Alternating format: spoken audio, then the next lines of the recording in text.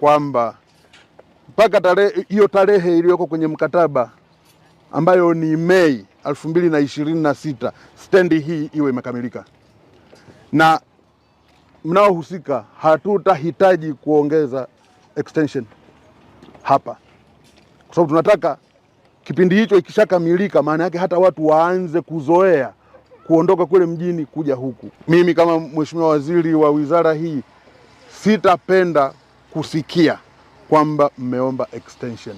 Tuna muda, hakikisheni kwamba mnaimaliza. Mmeanza Mei, mmeniambia mwaka huu, na sasa hivi ni miezi almost 6. Kwa hiyo tuna miezi 6 mbele ambayo imebaki. Kwa hiyo tujitahidi angalau ndani ya miezi hiyo 6 tuweze kufanya kazi.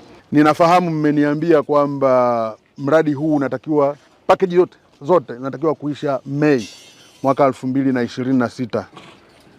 Ninyi wote mnafahamu kwamba mwaka 2027 tuna AFCON na Arusha ni moja ya maeneo ambayo michezo ile itakuja kufanyika hapa. Stendi kama hii itatusaidia sana kuondoa foleni ambazo zipo kule mjini. Kule kutakuwa na watu wanapita, watu ni wengi waliokuja wa kimataifa kutoka maeneo mbalimbali.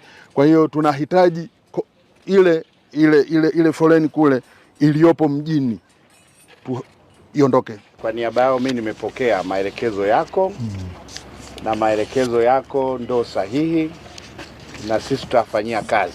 Asante sana. Na nabeba dhamana hiyo. Nimpigieni makofi, amebeba dhamana kubwa hii. Kwa niaba ya wote. Yeah. Na unajua mtu anayebeba dhamana ni kama faru sasa aliyejeruhiwa.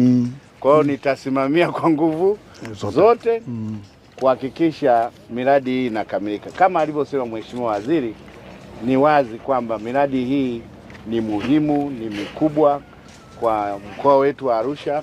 Kwa hiyo nikuhakikishie tu kwamba sisi tuko hapa, tutaendelea kusimamia kile ambacho umetuelekeza kuhakikisha mradi unakamilika kwa wakati.